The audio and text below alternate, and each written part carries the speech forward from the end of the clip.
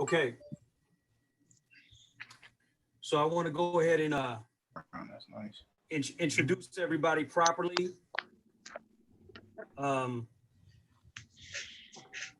Everyone is on the call. Yes. I would like to introduce Dionne Farris, Grammy Award winning artist, incredible musician. Thank you for being on the call. I want to. Yes. Hold on. Let me sound the alarm right quick. I had the YouTube live on at the same time. You had what? Before we all came in, I had the YouTube. Remember we was looking at the live before everybody came in for the music? Yeah. Yes, sir. And realized I still had it on, and I had the screen hit it. So Okay. I want to zoom the live at the YouTube at the same time. So I just clicked off the YouTube, so we good. Okay. Wonderful. We don't hear the echo now. Thank you. Queen, So Wiz, before I continue, you want to say anything? I'm speaking to the Queen. What's going on, Queen? What's up? What's up? What's up, everybody?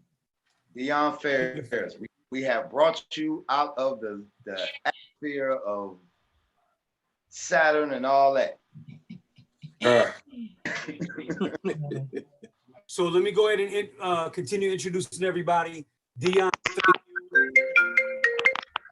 we have Carl Mobley. Carl, you're here? I'm here. Yes, sir. Dekalb County Police and Sheriff, correct? Retired police running for sheriff candidate, correct. Great. Thank you. Welcome. Councilman Kevin Conwell. Yes? How you doing? Cleveland, Ohio is in the house. Yes? Can you hear me? Yes, sir. Yes, sir. We got you. All right. How you doing? How you doing? As I said earlier, young people, you guys are our future. So I'm listening. My son asked me to chime in on this right here, and he stopped me from my practicing also. You know, I practice a lot. I'm a jazz musician, been playing for 45 years. Okay. And I read and write music. I play percussions, drums and vibes and marimbas and all that. Oh, I dig playing. Yes, sir.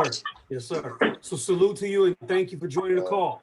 Let me go ahead and introduce a few more people. Al Jones, are you on?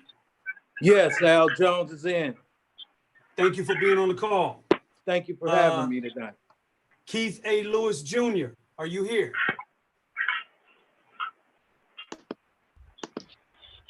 Okay. And then, of course, we got the legendary Khujo Goodie from Goodie Mob. Thank you for joining us. Salute, my brothers. What's going on, sir? So this is the Sound the Alarm State of Emergency live conversation. Again, Vintage Tune. This is the State Vintage Tune industry live call. We want to thank you all again. Vintage Tunes is myself and my partner, DJ Wiz. We are a production duo, remix duo, musicians, artists ourselves. Thank you. This is our weekly call. This is a special edition based off of everything that we're going through right now in life. And I want to shout out Wake Hustle Grind, who is a partner of ours, as well as Big Hustle on the phone. And so I want to thank everybody once again for joining. And let's go ahead and get started. We'd love to hear feedback from everyone. Let's go ahead and start with who would like to start? Who would like to start? I'll go ahead. This is In the Ring this is Al Jones from In the Ring. Yes, sir. Thank you. First and foremost, I want to send my condolences out to Big Floyd's family, to Floyd and his family, and send my condolences out to everyone. And I just want to jump in real quick and let you know, first and foremost, the laws that we have in place definitely need to be restructured. And I say this on the basis of this is a major, the look that officer had in his eyes. It was a look of, I can do this, I can get away with this, and nothing is going to happen to me, first and foremost. Secondly, there has to Before be you go any further, something set in place, some new laws set in place, because the other 3 officers have not been arrested yet. Yes, sir. And if you and I, if any of us, everyone, if I committed a crime myself and everyone else that was here on this phone was just there with me, based upon conspiracy, That's right. all of you guys would be convicted or charged without, all of you all would be charged without hesitation. Right. Just That's because right. if you was the getaway driver, if you just sat in the back seat, if another gentleman, if another gentleman was just on the phone and we sat down and did this, and I committed the crime, even though I was the only one that committed it, based upon conspiracy, all of you all would be arrested. But for some reason, I don't know, and maybe Officer Mobley can chime in on it. For some reason, the other 3 officers, nothing has happened to them yet. So with that being said, definitely the laws needs to be changed in reference also to law enforcement. Right. Well, that is exactly correct. Unfortunately, we're talking about laws need to be changed. Those laws never applied to us anyway, and I don't want to have to go on that race card game, but it's never been a playing field anyway. So the laws just have to be rewrote totally. Correct. Can I say this? Can you hear me? Yes. Yes. Yeah, we got you, Councilman. Yes. The young man that's running for the sheriff, you enforce the laws, but it's up to our state legislators and state representatives, state senators that push these laws down for the judges to abide by. So when you talk about changing laws, we don't go down to the Capitol, to Columbus Capitol, to any of the capitals to make our state reps and state senators accountable. The state is under the U.S. Constitution, and from state laws, the sheriff has to enforce, as well as the police department have to enforce the state laws that the state representatives and the state senators pass. And all that stuff is local. So Carl, when you become the sheriff, you gotta abide by the laws that the state pushes down on you. Not just the locals, city, towns, or villages, it's those state laws and collaterals. But correct, but also the collaterals that I'm talking about. That's correct. That is correct. But also, you have to understand that chief could have got with the DA and made sure the DA pressed charges on those officers also. So that is true. But those chiefs, the local jurisdictions, have the right to go in and talk to the DA and say, look, this is what's going on. This is what we see out. This is what our investigations have uncovered. So that is true. But like I said, that chief have the right to go up and talk to that DA and make sure the DA presses charges on them also. Carl, as an elected official, I used to be the safety chair for the city of Cleveland for 8 years. Let me say this too. Here's some things that people are not looking at since you're running for office is campaign finance reform. When the police department, they have a what is that? They have a political action committee. They give money to judges. They give money to the district attorney. They give money to prosecutors to run for office. And politics is a cash game. And when they give them money to run for office, then when you go there and the police come there and as to see a blue, then they say, I'm not gonna bother them because it's a cash game. So while we out there marching, we need to pull their campaign finances and see who give who money. You gotta follow the money. Well, most police chiefs are appointed. So when you're talking about that, you're really talking The about judges, the judges. the judges When and they the go to the sheriff. judges and the judges That's let correct. you go, the police, political PAC action committee give the judges money.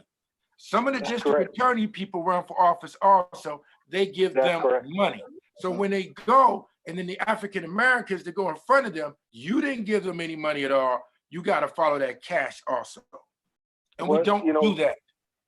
That's why I said those laws was never written for us when we're saying they need to be changed. No, those laws have to be rewrote totally because unfortunately, those laws wasn't wrote for African Americans in most cases. Who wrote against us?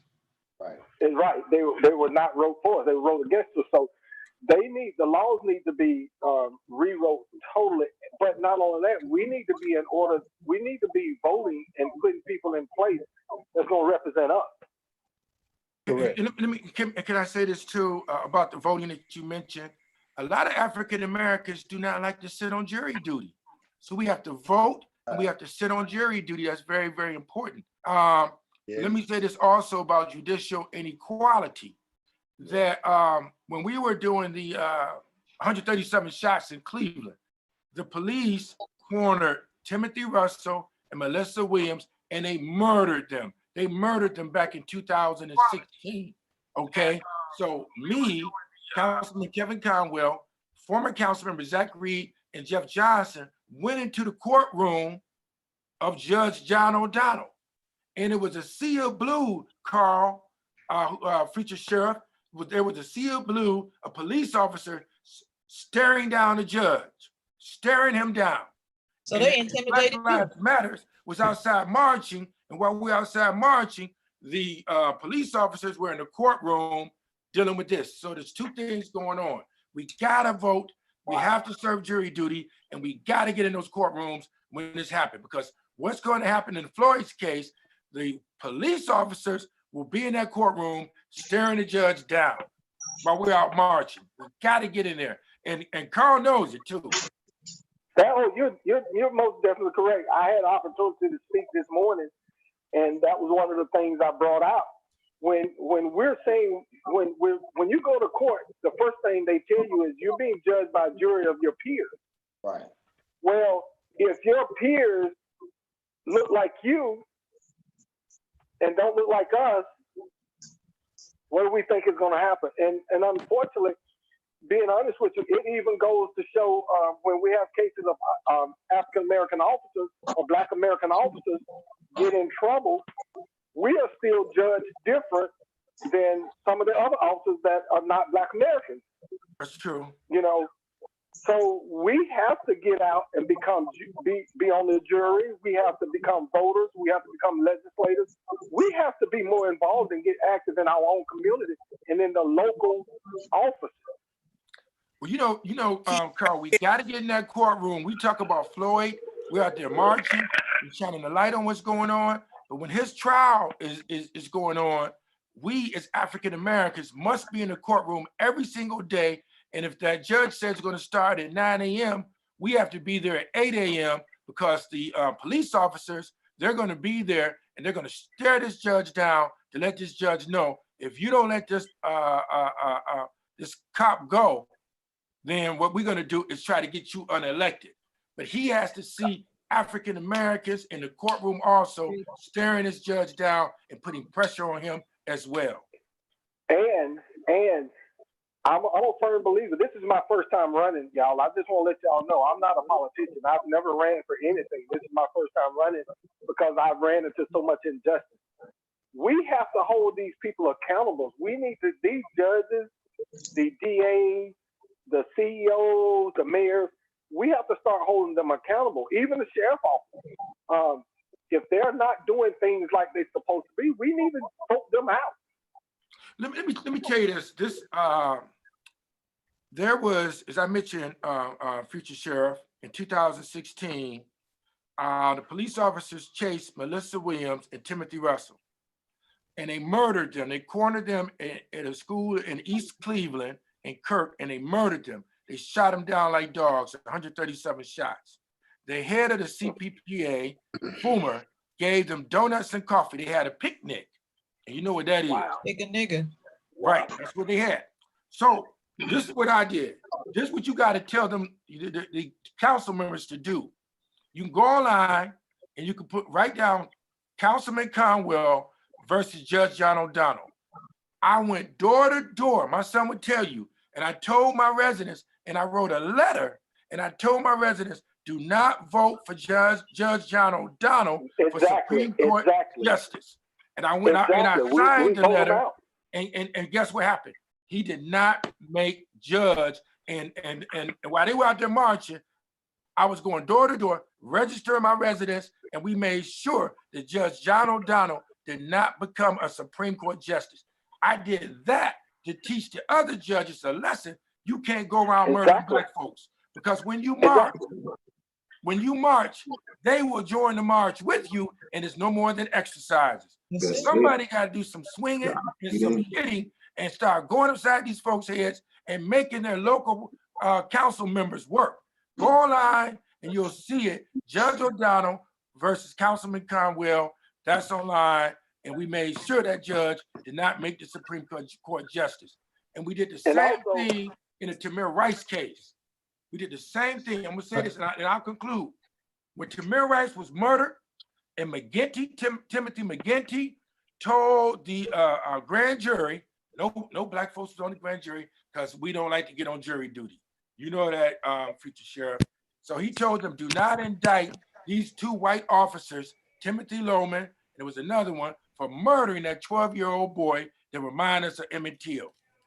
What we did, me, Bishop Ward, and a lot of the Jerry Prim, we got together and we met at a secret place, and all the pastors said, look, we're gonna tell our congregation not to vote for McGinty. So what Bishop Ward said, he was leading the meeting, Bishop Ward said, look, what we're gonna also do, we want Stephanie Hall, this Black lady, to become the prosecutor, because we're gonna take McGinty out for telling them not to charge these two. Right. So when it happened, she said she didn't want it. So O'Malley said he wanted it. So I said, okay, cool, because the white vote is going to split. And they did. They split. The white vote split when McGinty ran. O'Malley had them by 800 votes. This was in the city of Cleveland. They don't like telling this story. But we went door to door pushing for O'Malley because we had to get McGinty out, and we had to show those white folks, you can't just go around murdering Black people. So when we march, they'll join the march to exercise, but when we take action and start going upside the head, all that stuff is documented. You can go on YouTube and you see how we took the county prosecutor out. You can go on Yahoo, whatever it is, or Google account, and you see how we stopped that judge for 137 shots. You know, Councilman Conwell, they know they can keep murdering Black folks and all that kind of stuff. They will, and we marching, they'll continue to do it. But we Councilman Conwell, I want to ask you guys, because this is something I see on social media all day, every day. I see it on Twitter, I see it on Facebook, I see it on Instagram. Yeah, I'm trying something different. Yeah, that work? I see it on social media all the time, though, in all seriousness. People speaking to the impact these incidents have on them mentally. I mean, how many tragedies must one witness before it becomes a serious issue for all of us? And I hear people say, hey, let's just pray about it. But people are still walking around broken. What might you guys suggest? What are we doing for one another? Are we having conversations? Are we just kind of compartmentalizing this and moving on? Are we just migrating to the next tragedy? How are we dealing with this? Can I make a suggestion? Absolutely. I've been on both sides. I've been harassed, and people didn't know I was a police officer, and I've been harassed before I became a police officer. One of the things that I'm realizing while people out there protesting, no one have an agenda. If you're gonna protest, and we're gonna meet with the public officials, the mayor and the district attorney, we need to come up with an agenda. And what I mean by that is, let's go to the table with 10 items and telling the police chief and the mayor, if you have a police officer that have more than 4 use of force infractions, all the infractions need to be looked at. One, he needs to start having some type of mental counseling, psychiatric Anger management. evaluation. Two, why is he still on the street? Take him off the street for 6 months to a year. So we need to, it needs to be some type of agenda while they're protesting. And unfortunately, no one has been able to do that. It's okay to protest, but let's have an agenda for why we're protesting and what kind of change we want to see made within our police and sheriff office with officers that's constantly breaking the rules that's supposed to be there to protect the citizens and the officers too. Exactly. I have been on that side. I have been in that situation that officer was in, and we handled it totally different. And we got sued, but we got clear because we got video, but on the video, it showed us doing everything right. Right. So, but we got to have an agenda if we're going to protest. Let's go to the mayor, let's go to the police chief and say, we have 10 things that's going to have to start taking place. If you have an officer, no reason this officer should have 18 infractions and still out walking around. Let's just be honest. Absolutely. It has to be more transparency in these police departments. I mean, we need to have more, let's say, committees, community committees, a combination of law enforcement, government, and civilians, where we can go in and those records of those police officers who, let's say, have more than 2 or 3 violations, their records should be open to the public so we can see exactly how they are serving our communities. You're talking about creating an early warning system. With an early warning system that we can create with the police commission, it will let us know this guy need to be watched, or he needs to, like as the sheriff said, be off the police force for 6 months. You need that early warning system because it is. Well, we used to have an agenda, and for some reason or another, and you all can recall, we used to have affirmative action until affirmative action was wiped out.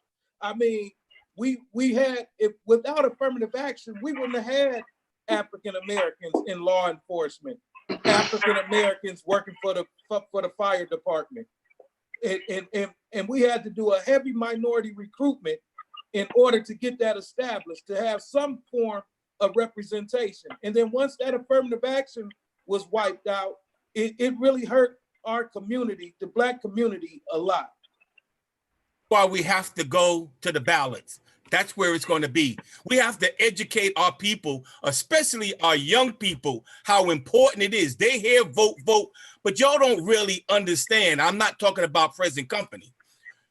Our young folks don't truly understand the power of the pen, the power of the vote. Don't just go vote for president. These local elections where we get our sheriffs, where we get our councilmen, where we get our district attorneys, that's where we will get our representation. That's where it's going to happen, at that level. Once we get involved there and they understand, then maybe that's at least a step in the right direction. But we got to educate our young people more, because right now, in just about all over the country, the majority of the people who work are over 50 years old. Also, can I make one other suggestion? Oh, yes, of course. Go ahead, brother.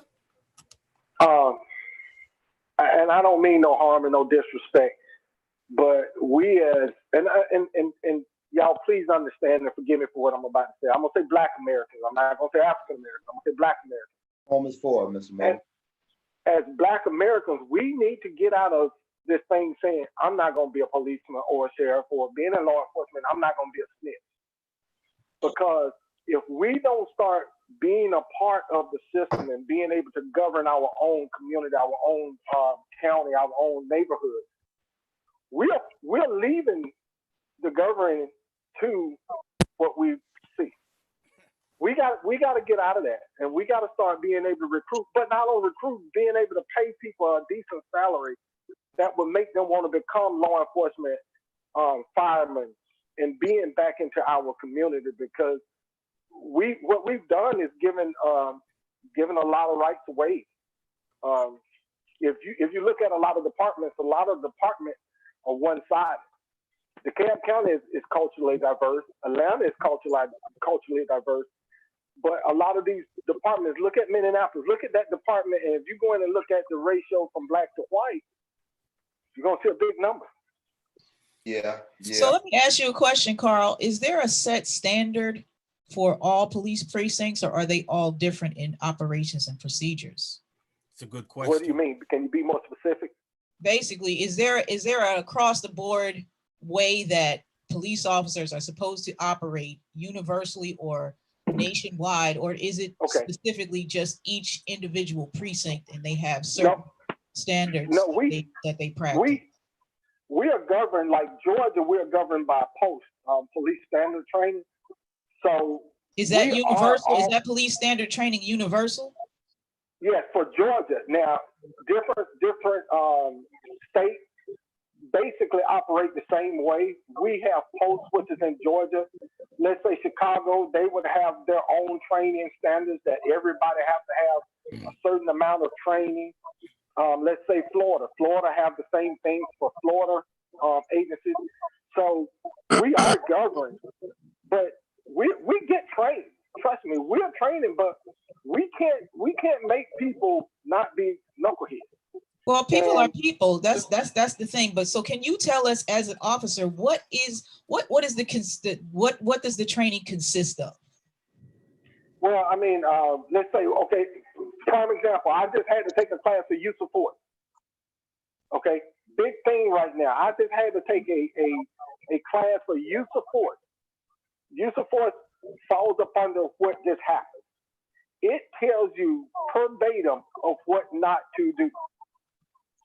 So we get trained, but when you got the ratio from white officers to black officers, and I don't want to sound bad because we have a lot of good officers that are very, very good, white and black and other ethnicities.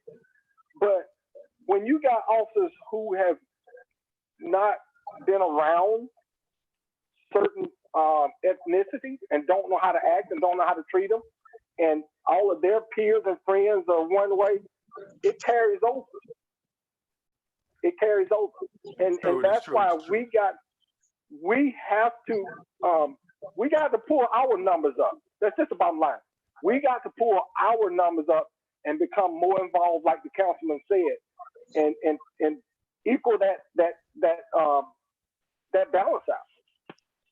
We definitely, our police, I'm sorry, go ahead, man.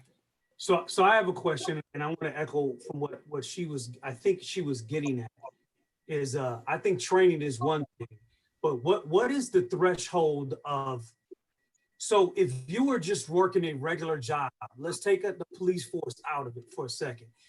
How many blemishes on your record before you just get fired? Exactly. So what I'm saying is that I totally agree. I think the bottom line is racism and racist cops. You can't control if you don't know if there's a man who's racist who wants to become a cop. You won't know until he, does something racist on the job. What I'm asking you is, what is the threshold? This man who killed George Floyd had 18 blemishes. Clearly, he should have been fired a long time ago. But I think what she was trying to get at is, what is the threshold? How many blemishes can a police officer? Well, see, real. Let me tell you this.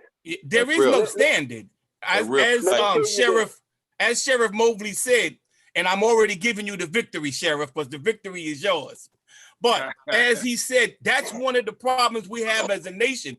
There is no standard. So basically, every state does their training. Correct. And does their standards different ways. Now, that could be one way step in the right direction. There should be some basic tenets. Exactly. That every single police department in this country does. You do this, you do that. Training is only good if it's consistently emphasized. And I'm giving you the point. The officer that tased that college kids the other day, the week prior, he just came from training.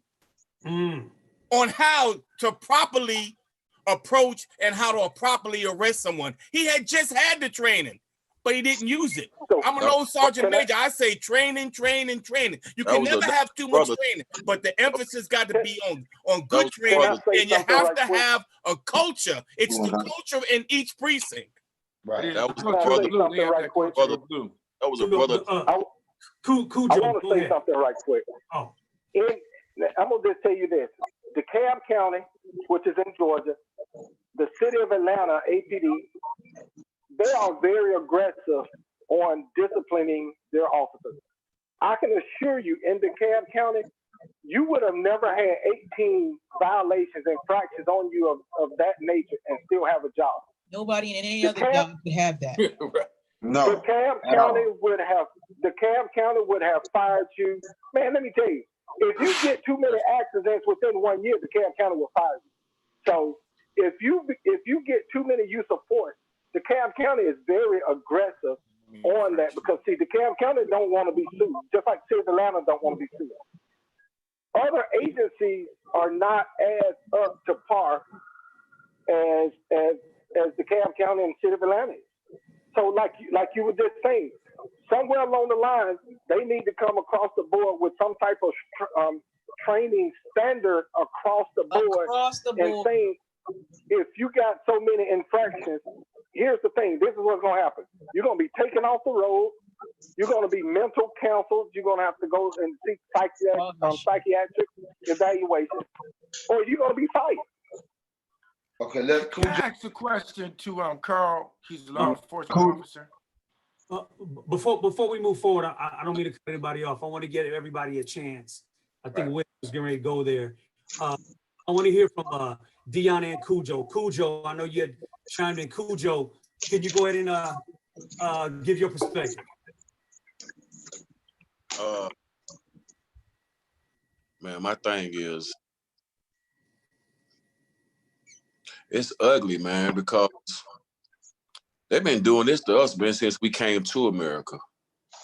Really, since we got those spaceships, they've been doing this to us. So my thing is, a zebra not gonna change his stripes, and a leopard not gonna change his spots. At the end of the day, to me. So the thing about it is I keep hearing this 400 number just popping up everywhere. 400 years of this, 400 years of that, 400 years of this. I mean, where did that number come from? I mean, why is everybody even talking about that number? Do anybody even know what does that number stand for? No, they don't. They just saying 400 years of this, 400 years of that. But my thing is, we're not going to get any type of justice in America, man, unless we leave America. Because if you get a black person in there that's trying to do right, you got everybody else that's corrupt, and they're going to run him up out of there. So you can't get good fruit from a corrupt tree. You're never going to do that. So this is what the government is all about. It's about doing what they're right now, and marching is not going to help. Cardboard signs are not going to help, because we can see that what happened to the brother up in New York. They murdered the brother. Everybody started marching. Then next thing you know, this is happening. So my thing is, politics is corrupt. And I definitely salute you, Carl, man, for even trying to put a righteous foot in the sheriff department. And because when those students were getting harassed in Atlanta, it was brothers that was right there pulling them out the car, but it was white policemen right there with them. Right. You see what I'm saying? Let me say this also, and here's the problem we have with politics, and because it breeds corruption. I think all of these positions need to be term limited. Term limited. No one should be in a political position for 20 years. You know, 20 years. Do your 3 years, your 4 years, and get out.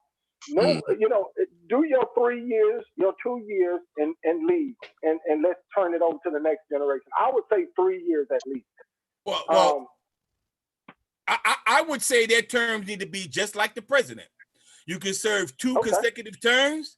Then you got to leave. If you want to come back, you got to try to come back and start a campaign all over again. These guys that are up there for 20, 25, 30, 40 years, they all have blinders on, man. They all have blinders. They don't care about. They are the culture brother at that point. in the Senate. That doesn't make sense. And just about all of them son of a bitches over there, excuse my French, all have been over there more than 25 years. We do not have enough young blood in there. We do not have diversity in women there because they want to keep them out.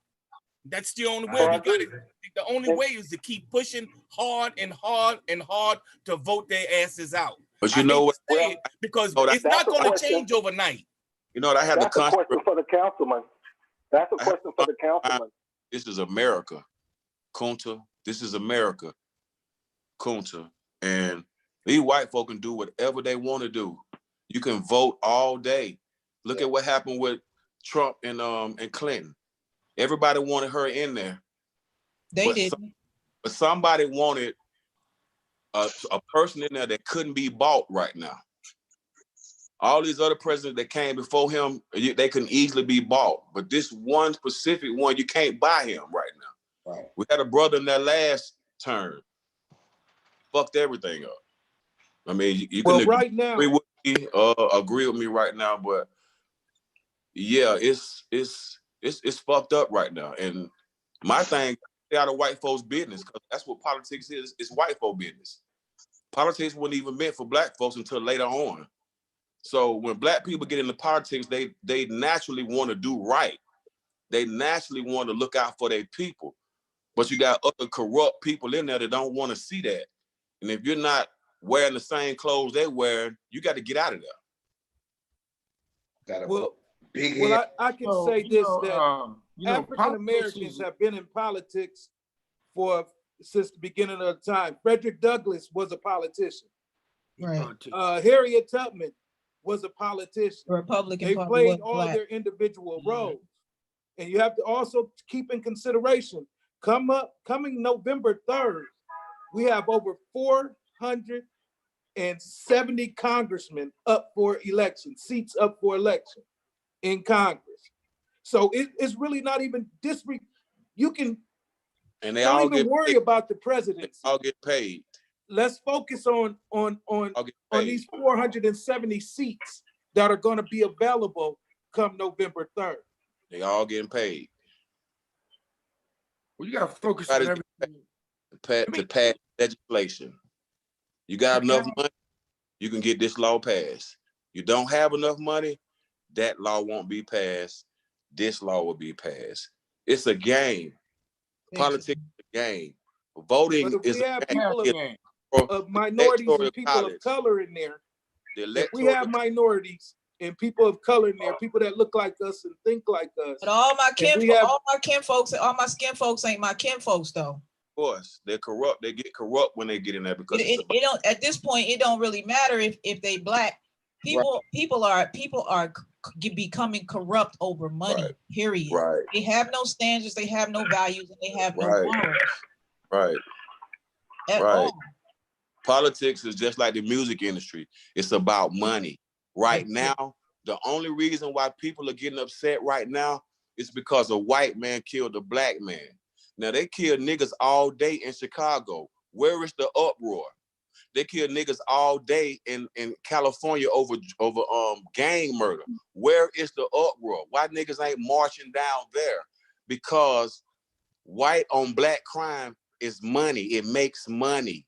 Just when we kill each other, that's not newsworthy. It's not newsworthy. It's newsworthy. And that's a true fact. It's not newsworthy. That's a true fact. And then once a white person kill a black person, guess what? You can incite a racial war. So somebody is perpetuating a racial war between whites and black people. So the thing about it, who's ever running the media, the people that's running the media, they are perpetuating a race war right now. Right.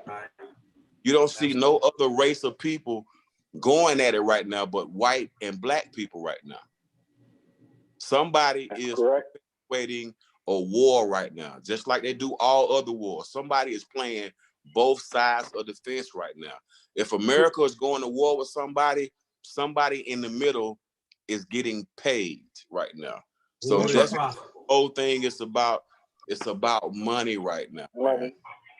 At the end of the day. I don't know which media outlets we're specifically referring to, but I mean, I sit in on these meetings daily, and you know, Carl, as you had mentioned, we've got to get more people of color willing to step into the role and wear the badge, because we have to be willing to do the job and make those changes. I think the same must be said of working in the media. I'm a news anchor in the Cleveland market with Councilman Conwell. I've covered his community extensively. I've covered the issues that impact African Americans and as well as the Hispanic community extensively. We must get more people into newsrooms willing to do this job. As you mentioned, Carl, the same is true, Khujo, with media coverage. I often hear folks, and before COVID-19, I can honestly say I invited everybody who was willing. Hey, you want to come check me out at the station? I want you to come in. Hey, you come stand in on this news meeting. I want you to see how this editorial meeting takes place, how the story gathering conversations take place as we lead up to the actual story that's going to go into the newscast. That was I tried to be as transparent as possible, with the exception of people not necessarily being able to ride with you to and from shoots because you run into some sort of insurance issue. But we try to pull back the curtains as frequently as possible. And I was unapologetically pursuing, and still am pursuing, stories that show us in every light possible, not just the stories that that show someone being cuffed up and taken to jail, not just the perp walks. We eventually developed a series called A Better Land, but before we even had a name attached to it, I was covering these stories. Essentially, A Better Land is trying to get a hold of folks who are in an unfortunate situation and trying to highlight the people trying to make it better, because we all know the majority of people in these communities that get a bad rap, those are great people in those communities. For whatever reason, financially, they can't leave because they can't afford to.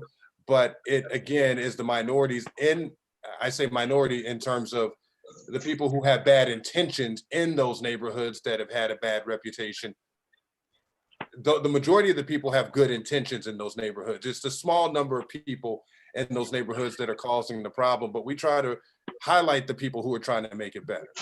And Frank, so let me ask you a question. I don't have an agenda. How does the news cycle work? How do y'all come up with the stories, and how is it that same story cycles on every single news station verbatim? I can't speak for what other stations do, but I try to build relationships with folks in the community. Now, I must say, okay, so I used to work in Atlanta before I came here. I worked at CBS 46. I lived out in Cobb County, just outside Marietta. And the first thing I did was I went to the areas of Atlanta that they weren't getting a lot of attention. At the time that I was in Atlanta, that cheating scandal was going on. Where the scores were being changed and teachers. Yeah, you know what I'm talking about there, Carl? People were getting locked up for some of these offenses. I felt like a lot of people may have been missing the bigger story there. It's heartbreaking. So I said, you know what? Take me to those communities where these schools are failing these students, because I grew up in one of those communities. I grew up in Tulsa. Ironically, and sadly enough, today marks the 99-year anniversary of the fires that were set on Black Wall Street. I grew up just a couple blocks away from that community, literally just a stone's throw away. My grandparents raised me and they instilled all that in me. So having said that, I wanted to go to a mirror image of that in Atlanta. So fast forward to, I don't know, circa 2013, 2014, I went out there and I tried to gather the story that everybody else wasn't gathering. What people weren't seeing was, you go out here and there's a church on every corner, sometimes 2 or 3, but they're all boarded up. They're riddled with bullets, and I'm like, where are the people trying to make this situation better? Where are the folks trying to rectify this situation? And where are some of these other reports? Why am I the only person out here? Why am I the only news person out here trying to talk to these folks? I don't know. I can't speak for them. But I wanted to establish a voice for the people who never have anyone acknowledging them. And so they've got churches that are shot up in those communities. They have prostitutes selling their bodies on the church steps. No joke. I saw it. They have people selling drugs out of some of these homes. They have abandoned homes. That's just what kids have to walk through to get to the school.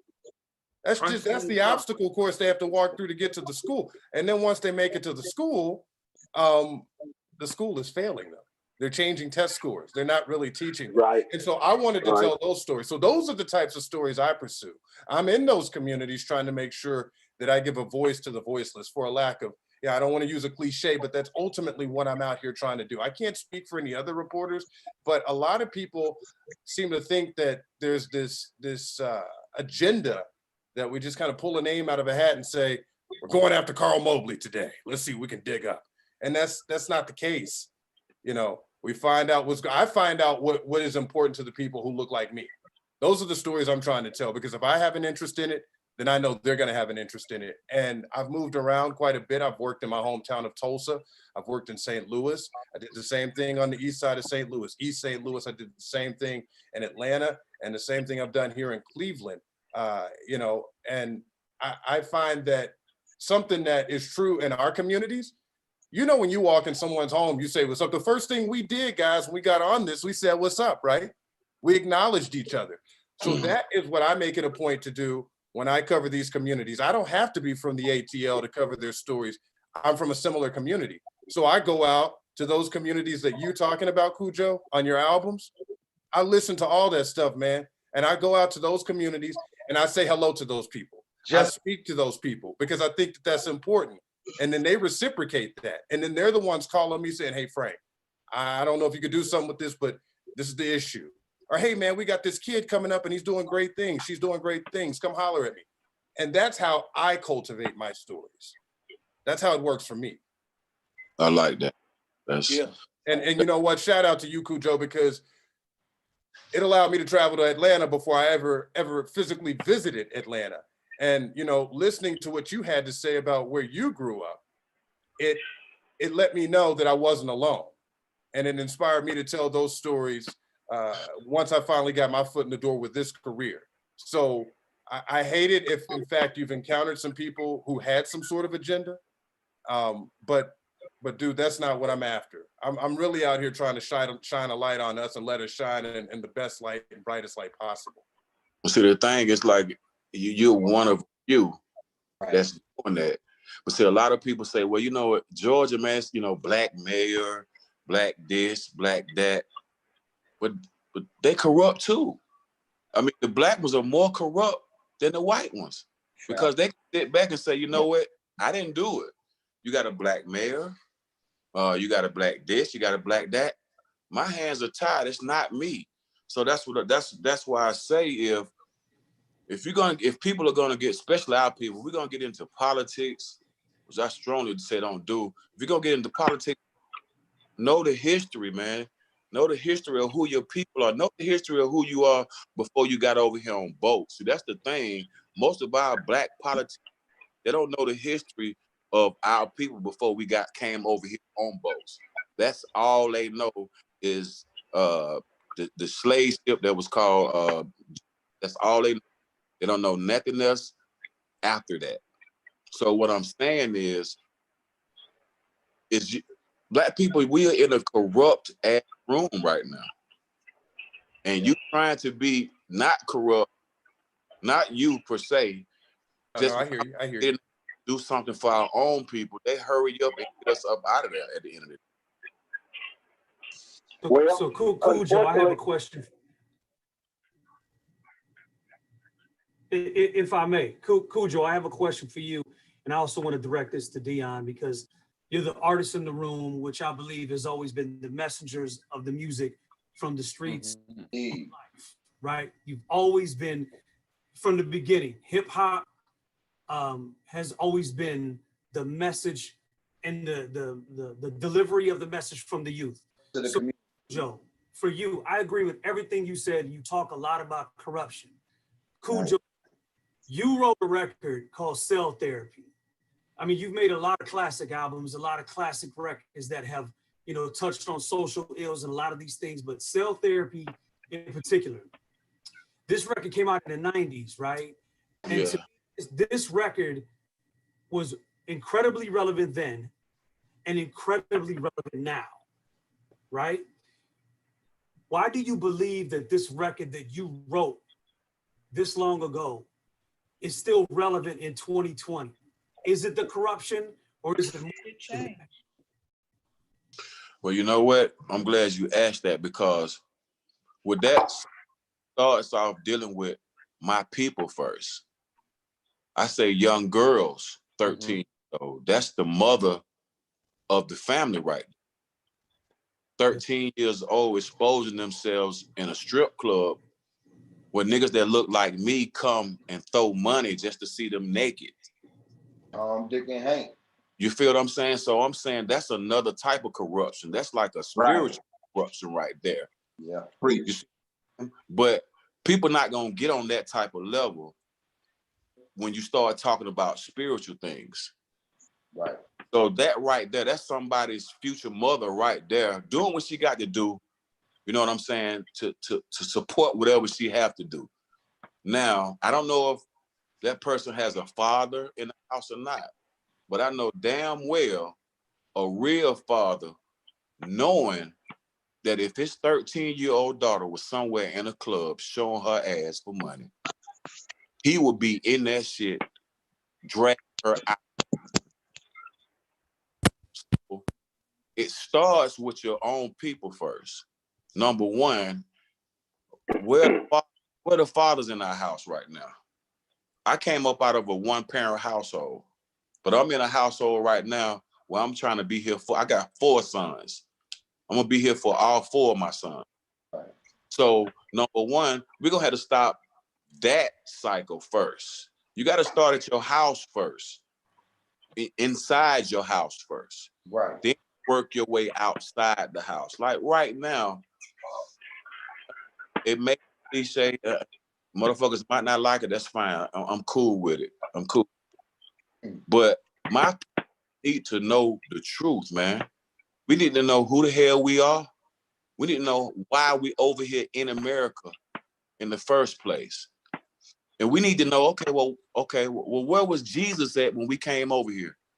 When we was getting beat, castrated, hung, all that type of stuff. And it's not nothing that's malicious or anything. I just asked the question because that's who they gave us to take our problems to, really. So my is that since the first day of school, we've been lied to since the first day of school. Facts. First day of school. I remember going to school, police officer coming in, and his name was Officer Friendly. And I do believe that there are good policemen out there, white, black, Hispanic, Asian. I do believe that are out there.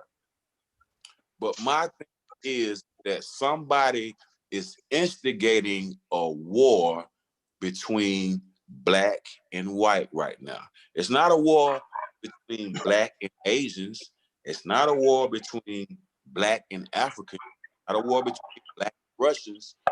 Somebody is perpetuating a war between white people and black people in America right now. I agree. And is running the media. Amen. Conspiracy theory, who's ever running the media right now is perpetuating that. So I can go to CNN, I can go to NBC, I can go to ABC, and it's gloom and doom all day. Yep. I go to another source of news, and I'm informed. It's not an emotional thing. My people are very emotional right now. All they a white man beat on a black man, and it's on. Where is the upcry when a black man is beating on a black man, or a black man is beating on a black woman? Right. Where is the marching? Why aren't the streets full when that happens? You want, like I said, the media plays on Black people's emotions first, because we are an emotion. Because it sells. Of course. But like I said, Black on Black crime don't sell like white on Black crime sells. For sure. Right? So true. Absolutely. That's true. To say anything wrong about what anybody has to say. That we've been devoid of the truth, man. And it started in preschool, number one. And then it trickled down from our parents, because our parents only knew what they was taught to in the beginning. So I salute people like you, Carl, man, just to even step into that realm, because it's corruption all over, and I know you know that. And I've learned it firsthand. Just running for office, the corruption that I've uncovered so far is just horrendous. That's right, bro, and that's all, man. I love everybody, man. I want peace too, but we got a group of people that they don't know peace. This is all they know. They've been doing this since we came off of slave ships. Indeed. And if we run around here with our pants on the ground and our drawers showing, and we disrespecting our women, these white folk gonna say, well, hell, they don't care about themselves. Shit, just kill them off. They don't care. Basically, you're right. We're not taking care of business. We're not taking care of our business. Charity begins in home, folks. Listen, I've raised two boys who went to school in the local area, which they say were failing. And my oldest son is a professional. I can't tell you what he do, but my youngest son is an engineer. Both of them are very successful, making more money than I make now. Sad part about it. But that just goes to show you, we have, like you said, we have to get back to being men, pillars of our community, being involved and teaching our young men how to act. That's right. That's right. And you know what, Carl? I don't even think young people even know that it's written somewhere where it says, thou shalt not kill. I don't even think they even know that. Matter of fact, I don't even think they even know that honor your father and your mother so your days would be long on it. I don't even think they even heard of that before. And that's just simple, righteous shit that, I mean, come on, man. I mean, it's right not to kill somebody. That's right if they're not doing nothing to you. Simple guidelines of life. That's right to honor your father and your mother. That's right. It's right not to steal from. Like I said, if our people, and I'm done, if our people can't follow those simple laws, they're not gonna follow these white folk laws, and they're gonna always fall into that. Well, Khujo, you're right. We're not a village anymore. You know, Khujo, you were right. When we got in trouble as kids, your neighbor was able to get you and say, you know, I'm gonna tell your parents. But now when your neighbors can't say anything to you, because now, I'm gonna just say this. What we have now is the repercussion of crack. This is the fallout from the crack epidemic. And if we look back at what's going on, the kids that was born during the crack epidemic is what we're dealing with now. And people know it. That's why if you look at now, when crack first came out, you could not go and get treatment for a crack addiction. But now you can go get treatment for opioids. You know why? Yeah, because they know this is the repercussion. This is the fallout. 20 years later, 30 years later, this is the fallout, and they know that. So we as men got to get back on our game. That's right.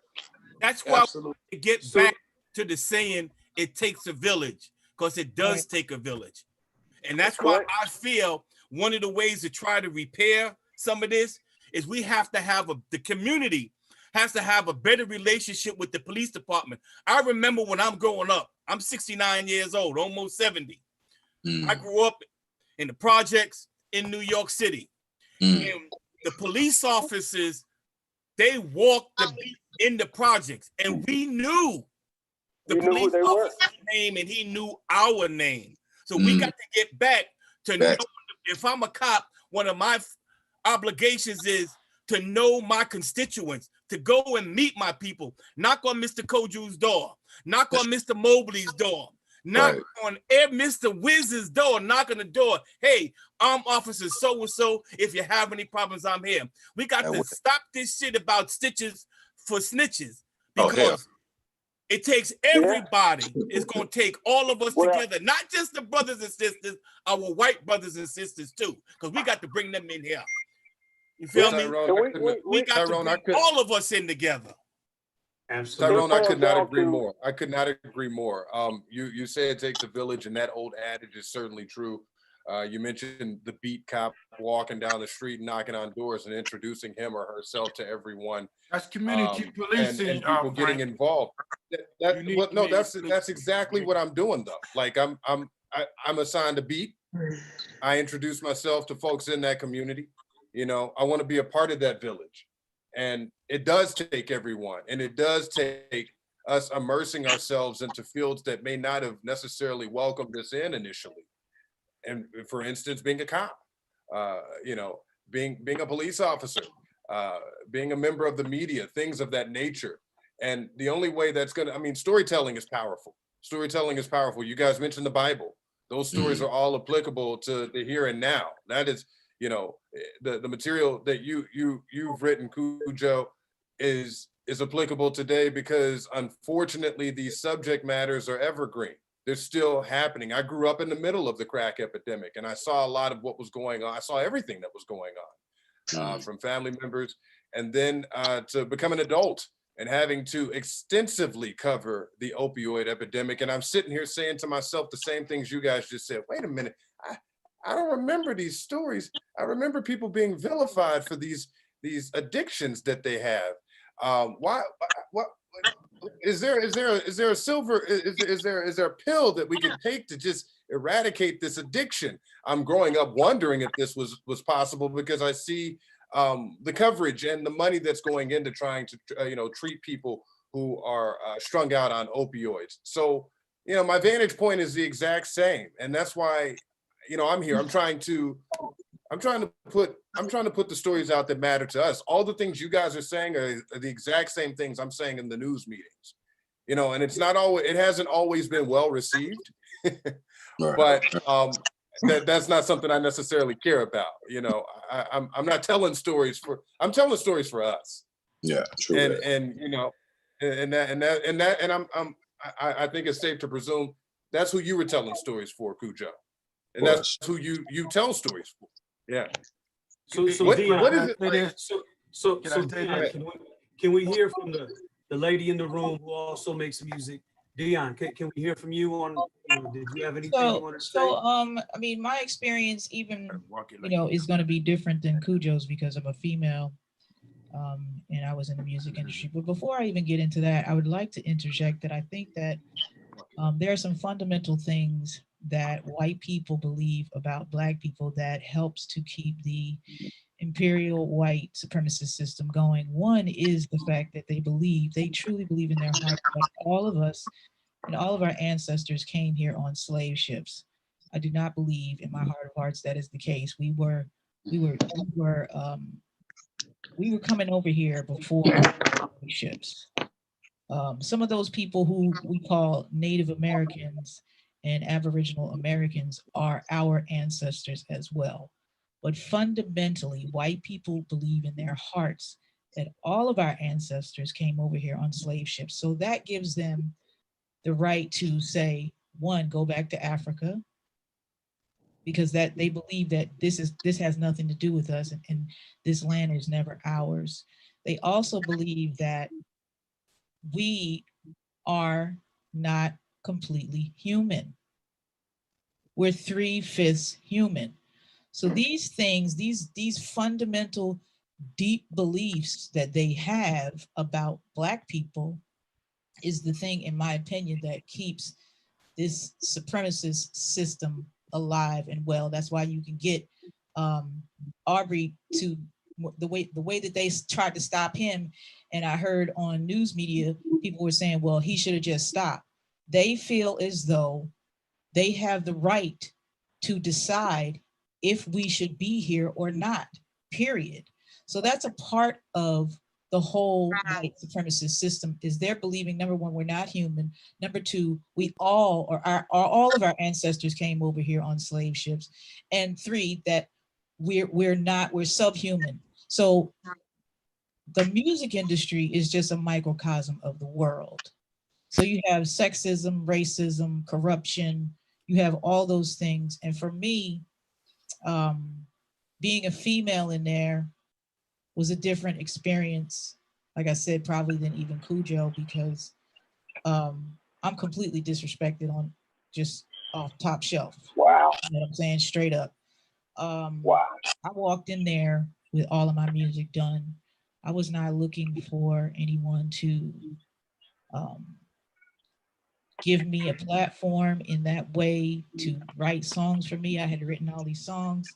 So when I first walked up in there, the white man told me that I was not a Black artist and this was not a Black record and he was not going to serve it up to Black people. I was already signed by that time. What I realized in that experience, which is one of the reasons why I decided I needed to get the fuck up out of there, was they were not, even though I had what was called quote unquote creative control, they still had the final approval of my creativity. The thing that I was battling constantly was trying not to be a hoe. They wanted me to be a hoe. That was the only space that a Black female had. If you was not talking about sex, fucking, and whatever, then you was irrelevant. And they told me that this is not what Black people want to hear. They don't want to hear what you're talking about. Right. So it's like, I'm fighting in there by myself. I had terrible management, all of that. So this is what the world does to Black people, to women. This is what white supremacy does to Black people, to women, to poor people, to poor white people. It constantly is giving us our definition of who we are, and we keep accepting it. We were first niggers, Negroes, Black, African Americans, whatever, and we keep accepting everything that they tell us that we are, and we keep labeling ourselves. To even call yourself a minority, you need to stop that shit. Don't accept none of this bullshit. That's the bottom line. You know, the woman in the Amy Cooper lady, white people who say they're not racist, they still are able to tap into that white supremacist system. And that's what she did. She was calling the police like she was ordering a pizza to put a hit out on this man because he told her to follow the law. So that's the fundamental problem. And the other part is, as far as the village is concerned, it's absolutely right. We're inundated with European culture. We are not in our Afrocentric native culture at all. It's European culture is individualized. African culture is village. Everybody eats or nobody eats. We have not built any of these things that were broken down. So Wall Street is I forget what you said, Frank, how old it is when they burnt it down. I know that Auburn Avenue, they tried to do it, but why don't we have the consistency in keeping these things together? We need to create our own institutions. We need things like Twitter, Facebook. That's why all the artists and all the DJs are having problems now on there, because nobody owns the music. The music is owned by the corporations.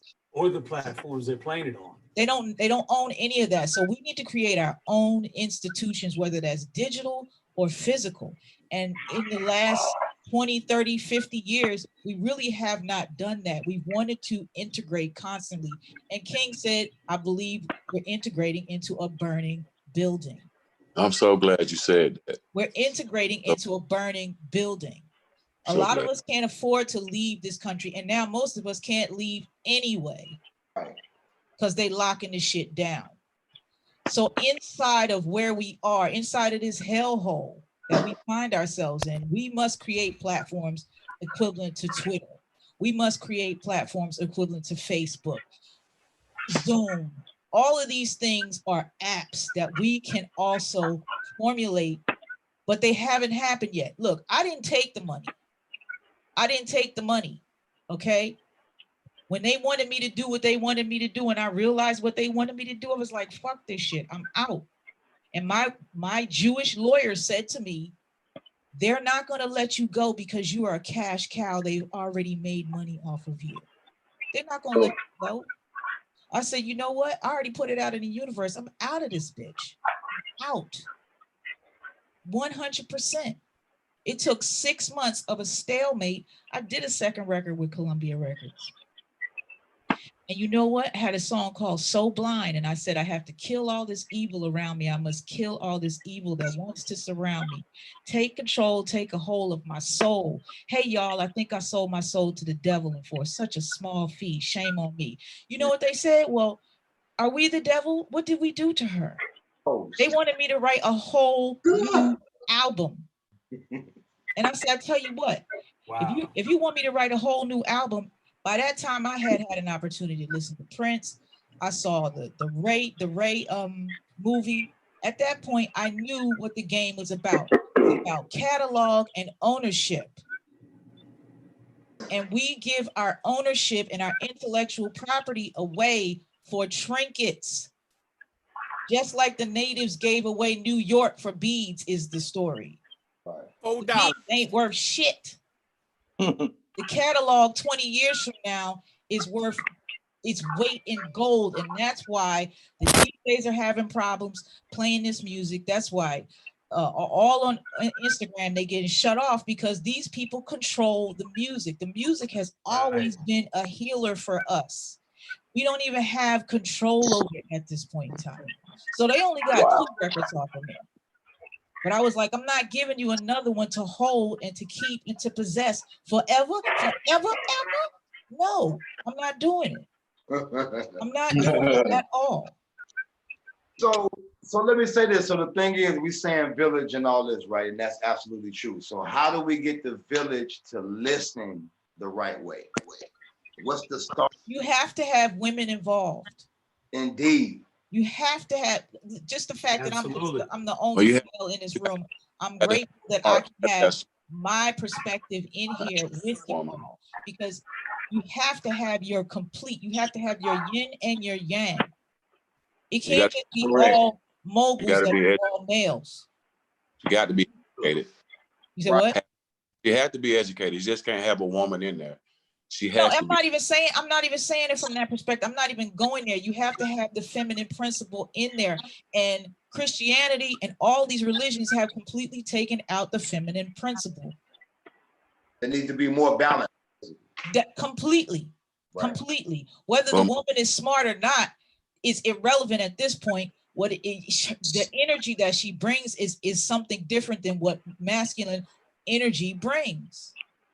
I got to be balanced. It has to be in there. That's how you start. I got to have a smart sister on my side. I have a. Well, we don't want no dumb brothers either. You know what I'm saying? So it's like we want everybody to be not only educated but intelligent and intellectual and thinkers and doers and people that can think on their feet and who can come up with ideas. Of course. You know what I'm saying? We don't those who can't talk about those who can and those who can do. So that's what we want, doers. We want thinkers and we want knowers. Those are the people that we need in the room to start this conversation. But the conversation begins with building our own institutions, building a Wall Street back. My thing is doing it in your enemy not going to work. You said what? Right. Building some of your enemy's land is not going to work. That's what happened in Oklahoma, Tulsa, Oklahoma. We built that Black Wall Street. Them white folks tore that shit down. But now it doesn't even have to be physical. That's why I'm saying here is your land right here. This phone, this digital world is your land. It doesn't even have to really be physical. White folks on that. You said what? I said that all that stuff you still can be tracked on everything.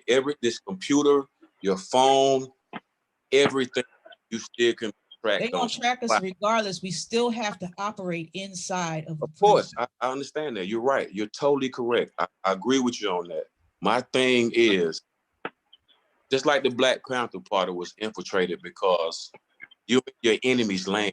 Number one, people are going through our music and deciphering things of our music because we're in our enemy's land right now. You can't do nothing in America right now without everybody seeing. Number one, you can't do it without a brother or a sister on your side because they're gonna tell you right now. Right. So right now we're in a bad state right now because you really don't know who to trust. At the end. You can't trust the Black police officers, some of them. You can't trust the Black politicians, some of them. Khujo, I can tell you what you can trust. I'm listening. You can trust your energy, right? Okay. Because there's only two types of energy. There's only one type of energy that moves mountains, right? And that's positive energy. You have to protect positive energy at all costs. And that's an issue. And saying that's what they're using against us right now in this warfare. Negative energy, right? They perpetuate negative images on the screen, negative images through our music. You know, back in the days when the parental advisory still could hit the music, when censorship was taken away, you know what I mean? When they was able to inject poisonous lyrics into our children's minds because words are powerful. You move mountains through words, and that has been a form of creation since the beginning of time. And right now we are being manipulated and we're losing the battle because we're losing the battle with words, you know, through the music that we perpetuate. And until these things change, this is where the programming changes from the beginning out, because the music that we perpetuate, and I commend you, Dionne, you know what I mean, for not letting the system allow you to go to that whole route to perpetuate and continue to perpetuate the image of a Black queen and what a queen should be out here, because that is where the solution lies at. The imagery that we allow them to create and for us to clown and put out to our youth. And a lot of energy was behind that because I've been waiting for the proper time to say that. So, but it's so real. Yeah, that's the thing. We must control the images, the words, and the Correct. sound. And again, like with Goodie Mob was giving out all the goodness. Until they started hearing what we were saying and they shut that shit down. Because this is the whole thing. This is the whole thing. Like, so okay. Because they First song own the came out network. with Right. was I Know. I said, I know what you're doing, and it's not going to work this time. They weren't going to serve that up to white people. When I started singing a song called Hopeless as a Penny with a Hole in it, they was like, yeah, give that to the niggas. It's the messaging. So they didn't want your messaging to continue to go to Black people. That's what I'm saying. We must control.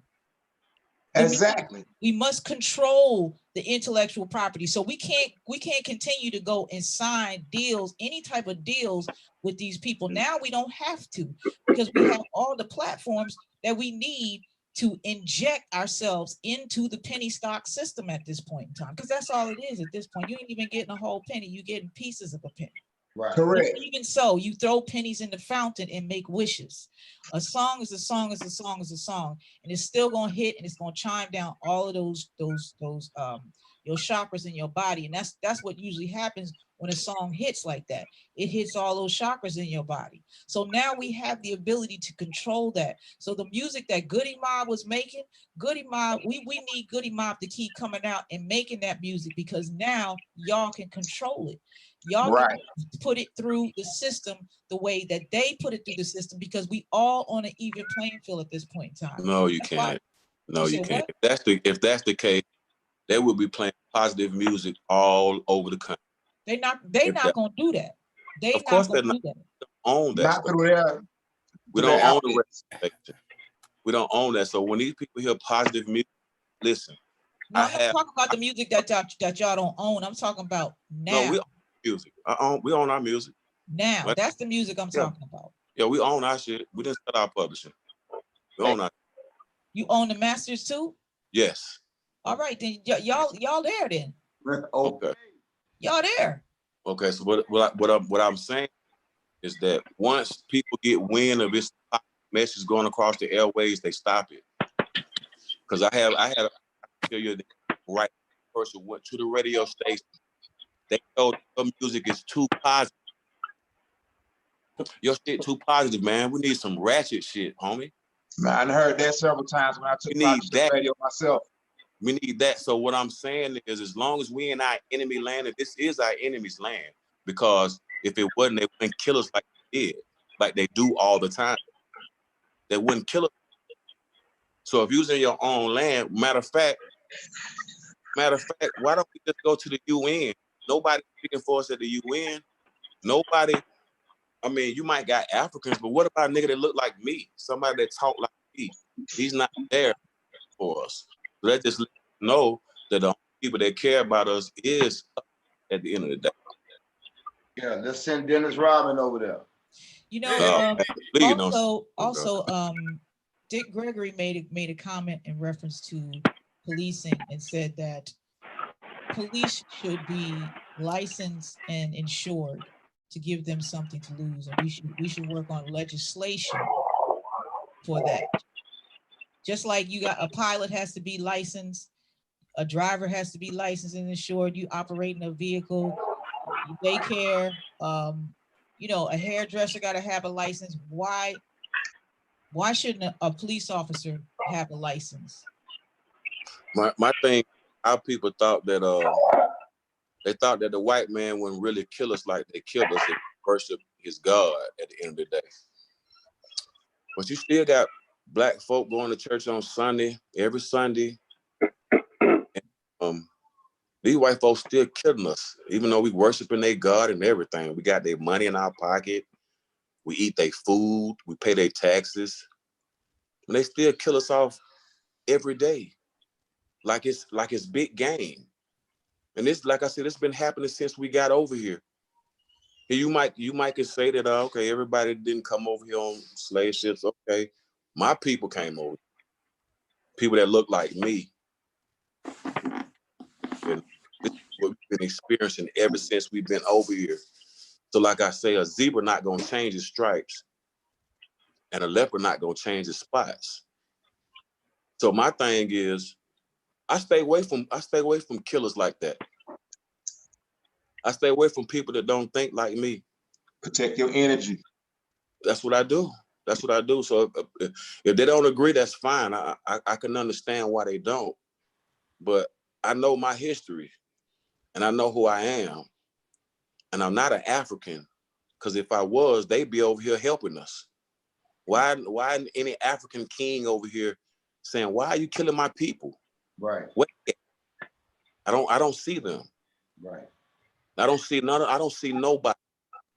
All I see is people in the street right look like me trying to protest because of some injustice that they seen. That's all they know, because that's what the civil rights was all about. Marching and holding signs. They still killing us all the time. So this is, see, when you're getting the same results, we're getting the same results from this type of thing we're doing. I mean, well, first we had the uprise, and that's what we're experiencing now. So now it's time to organize. Right. But like I That's said, how we get to the next level. What are we going to organize? Where do we start from? That's what I'm saying. How do we start? Like you had mentioned earlier, you start from in the home, in the household, to the community. And I still suggest, and I still stand by, we got to get to the polls.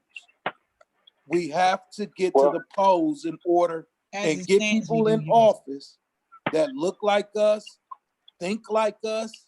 If they don't look like us, they can think like us. And that's where we begin at with the organization. I got you. And the people like myself and some other people I know that are running for office for the first time. Hey, we got to get that support, and we have to get in there and be willing to make a change. But not only make the change, we have to be willing to groom our peers. We got to be willing to groom our young people to start coming up behind us, because I can assure you, I'm not going to be lost. You know, Right. I can still fight the fight, but it's time. I'm 50 plus. I got to start grooming these other kids that's coming up behind us to let them know, like you saying, Khujo, to really know what the struggle is, to really understand, and like the other lady was saying, to really know how to make it work for us and to make it work for yourself and to be your own owner. And well, I want to say this right quick and just chime in on that, right? Because that's the whole purpose of us creating this as Vintage Tunes, creating this whole platform of Sound the Alarm, so we can bring the right people together to have the right intelligent conversation, to have the right information coming out their mouth, not just going off of what this person's saying or what they're saying over there. So, you know, our contribution is starting this, so by it being seen online, it can be seen in the homes and, you know, different devices and platforms, so they can see the right conversation. So with this being a start, what are just some ideas other than this that can be just basic ideas that we can, you know, help get the village to, you know, be more on the same page and frequency, and we can move more cohesive as a unit to see change and get things done. What are some of the, you know, other ideas besides this platform and hearing the right people speak that we can do? We got to keep, we have to keep giving the message, and we have to continue to have venues like this so the message can get out. And we have to have people who have open minds to accept this message. It's one thing to tell the message, but you got to have people also to accept the message. And another thing we have to understand the power that we have. One thing that we miss, and I'm gonna give you an example. We're gonna miss, and I'm going back, and I do believe that Brother Martin missed this step. When Rosa Parks went to the back of the bus, when she came up to the front and sat, and then we boycotted, those white folks did not come to the table until they saw how much money they was losing from the Black community. We have power, folks, in the money. In the pocket. We have to stop boycotting these. We have to stop boycotting some of these places. If you're not going to invest in my community positive, then we got to try to stick together and get people together. Then I'm not spending my money here. And, you know, I'm not going to spend it here. I don't see no positive changes here. That's the only way to get them to understand is to stop buying, and you'll see what'll happen. Okay, I want to chime in And that on goes, that right quick. and that definitely goes right along with the corporations that are in the Black community now. We have to stop supporting them if they don't give back. They sucking all the money out of our community and taking it to their communities. You know, and if they're not willing to give back to our community, we're gonna have to stop supporting those corporations also. We also, I don't care if it's Sunoco, if it's BP gasoline, if it's Burger King or McDonald's, any of them. All of them have to start, you know, whoever it may be, they have to start giving back to the community that they're taking the money out of. Right. But I want to chime in on that and make a point right quick, and this won't take long. If you notice, the president wants to open up the country, right? But he's opening up nightclubs, barber, restaurants. He's not opening up the tag office, DMVs, courthouses. Why are they still closed? And SACA, when they issued the stimulus package, why did everybody go out to Walmart and buy up all the TVs? Right. Like you were saying, we have to economically boycott. Economically use our money that's going to benefit us. That's the real power. And we also must diversify ourselves in things that we have our children, their dreams, as opposed to just the entertainment business or sports. We need more engineers. We need more, we have doctors, we have lawyers, we have all those things. We need more engineers, we need manufacturers. We need, you know, we need a diverse, we need people who are, you know, in the tech world and help us. A soul plane. We need all those things. And even talking, you know, chiming back off of you, Tyrone, with Martin Luther King and the boycott of the buses. At that time, again, because I saw something, I forget where it was, but there was a Black bus company And we didn't jump on that when we got off of their buses. We didn't jump on our own buses. So that's why I'm saying, even inside of hell, because we're not dead. So there's something else that we still all must be doing, because we wake up every day. Until you don't wake up, your job is still on. So inside of all of this, we still need to create these apps. We still need to create these things where we can have communication, where we can have our platforms. And the best way to send a message out is through music, 100% through music.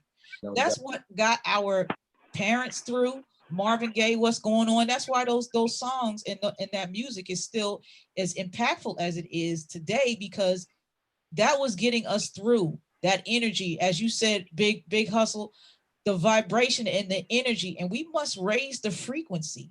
Right now, continuing to watch people get shot, killed, stabbed, or hurt on these videos is detrimental to your well-being. It's detrimental to your mental health. It's detrimental to your spiritual health. I don't think we should disseminate the shit at all. Right. We know what's going on. We need to disseminate the opposite of what that is. And I see some people doing that. But if you see, to me, the way that George Floyd was killed, it was a state-sanctioned execution set up to cause all this shit. Because we still have I got this suit on because COVID is still out here. My mom was tested positive for COVID-19. This is how I go out when I go out. Dead ass. I'm not bullshitting. And I go out like this because we're getting so much misinformation. We still have to remember that's still out there. And like you said, they opening up nail shops, everything that's in the Black community. We still dealing with, they saying overwhelming, we're the ones that's getting affected by it. So if I don't know, if you tell me one day is 6 feet, the next day is 11 feet, it sticks to your shoes, is this, is that, I don't know what it is. So I said, you know what, let me go ahead and cover my whole body, because when I come in my house, I don't want to contaminate whatever's going on in here. No doubt. So I get three responses when I go out with this suit on. Oh, she doing the most. Number one. Number two, girl, I know that's right. And number three, where you get that suit from? Because I need to get me one. And then I get, thank you for being on the front lines as a healthcare worker. And I said, ma'am, I had to tell you, I'm not a healthcare worker. I'm just somebody out here that I don't know what's out here, and I don't want none of it. So they set us up to go out there to riot. Then you have white supremacists that are in the crowds. They said some of the people in Atlanta, they had people that had bricks on the sidewalks, giving out bricks, white people stopping in their cars, handing bricks to Black people and say, throw that brick at such and such. Now, if you don't have any purpose or any goal or any plan, like you said, Carl, then yeah, you might go and throw a brick, but you being set up, because the setup at the end of the day is for martial law. That's what they want. They want to set us up to be locked in, period. So we didn't have an agenda going out there, and then you have detractors and you have instigators inside of this, and you got to set up where Black Lives Matters looks like it's the culprit, when in actuality, what we are seeing on social media is people are posting that it's white people doing this stuff. They are posting that. So we still need to have platforms, digital platforms like Instagram. I keep saying it again and again. We need app development. We still need to have these platforms inside of the jailer's jail to make sure we can get these messages to each other. Right. We have to.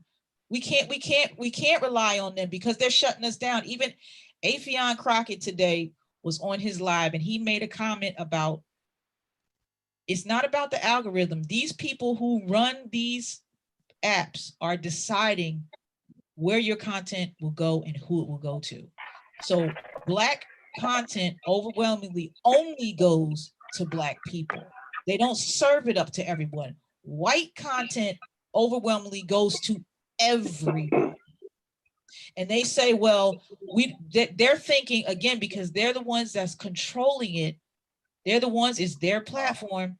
Well, we don't think that anybody really is interested in this black dude. So we only gonna serve it up to black people. That's why we need our own platforms. Wiz, you asked what, that's what I think. We need our own Zoom. We need our own Instagram. We need our own Twitter. We need a real black Twitter. Right. We really need that. You know what I'm saying? When everybody like get on there, it's like, yeah, black Twitter, black. We really need a black Twitter. There's always going to be dissension, no matter what. Nat Turner taught us that. He said, who's with me? And 900 people stepped up, and 100 behind. He said, now those are the people we need to get first. We always gonna have that. But even in spite of that, we still have to make sure we all are in this village. And if one of us don't eat, none of us eat. Yeah, I agree. And I agree. And like I said, you know, I never thought about running for office. It was never a dream. But at some point in time, we have to start standing up and making a change. We have to start coming forward and being the new voice that's gonna start leading us forward. So, Mr. Mobley, with you being on the side that, you know, everybody quote unquote has the most problems with, what are some of the things that you can tell us on the civilian side? You know, is there some basic things that we can do to form better relationships with the police and the government as a whole? Well, first off, the biggest problem I have ran into right now, what I see is lack of communication. Right. No one is communicating. No one. Officers come up and get mad when you stop someone, you stop a person, they're mad. No one is communicating. So it's up to the officers to start going a little bit over and beyond. We already know tension is high. We know it. The officers got to step back for a minute and take a deep breath and let people go ahead and just, within reason, say what you got to say, but we got to articulate why we're stopping you or why we're talking to you, even just talking to you in general public. We have to start articulating things a lot better and keep that line of communication open. Right. Is it illegal to cuss out a police officer? Let me say this. If you're in a situation where it's two or more people and they can hear the cursing, that is considered disorderly conduct. Okay, that's good whether or not it's enforced, that's questionable. But here's the thing: when you put out disrespect, you're gonna get disrespect. Right. Energy. Now, if an officer stop you, let's say you get stopped for running the red light, and the officer come up and say, you know, I stopped you for XYZ, can I get your driver's license? And you putting out an attitude and disrespect, you're probably gonna get it back. But if you go ahead and comply and do what he say, now, and if the officer becomes belligerent and ignorant, you pick up your phone, dial 911, and let the recording start recording then, because every 911 call is recorded. For that information.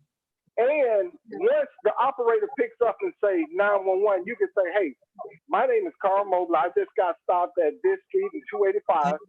I got pulled over by an officer. Can I get a supervisor out? He's being belligerent. I don't know why. We have to start knowing our rights and what's acceptable, but you can't fight. You can't have curbside court. And so that's what we teach people now. Overwhelmingly, Carl, what okay, you said you were a police officer and now you're running for sheriff, right? Yes, I just retired. Yes, I did 28 years. Is there some type of class that you can set up, or we can, again, going into community service, is there some type of class? I know that Colin Kaepernick has Know Your Rights, but I'm saying in a community setting, is there some type of class that we can create where people actually know what their rights are when they are stopped by a police officer? Because the thing is this, I asked that question because I've seen overwhelmingly, and that's why I really feel like that there needs to be some type of universal across the board behavior, operations that police officers do, because the favoritism and the difference in the treatment of Black people versus white people. Listen, I saw this white lady cuss the police out for 15 minutes. She got in front of their cars. She called them all kinds of sons of bitches, all kinds of whatever. 4 or 5 cops. You know what they did? They started to get in their cars to leave. Wow. They didn't do anything to that lady until she stood in front of their car and they were like, ma'am, can you please move? And she was like, no, what the fuck you gonna do? Finally, another cop from across the street came and said, ma'am, you're under arrest. But this was 15 minutes. And, so what is the disparaging difference? That's what I'm saying. Because pilots can't have a bad day and go to their jobs and take it out on their jobs. They can't do that. But let me ask you a question. Did all the cops look like her? Yes. Okay. Now, there again, we got to become law enforcement officers, and we got to get back in the community, because I can assure you, and I don't want to sound like a hard but if that would have been me, I wouldn't have been there 15 minutes. But I've seen black cops with Black people not giving them no 15 minutes of nothing. I agree. I've seen it. But let me tell you this. That starts at the top with leadership. Right. And also that starts at the top with leadership. Also, Carl, you can correct me. You can correct me if I'm wrong, Carl. Isn't it, I guess, to answer the young lady's question, officers all across the United States are supposedly taking an oath. So if that oath is pretty much the protocol universally, that's the culture that they're supposed to abide by, is that oath that the officers, police officers take. Now, once after they take that oath and sworn in the police department, then that particular officer may not continue to follow and abide by that oath that they took. Am I correct? And nobody's holding them accountable. Right. Correct. Now let me explain something. Let me explain that, because I want to answer her question first. DeKalb County do offer a class where citizens could come in and learn the police job. Okay, they get to go to a lot of the scenarios that we train in. They get to ride with the police officers. They get to interact in the classes and ride along. But as far as, like you saying, a class that teach people their rights, there is none.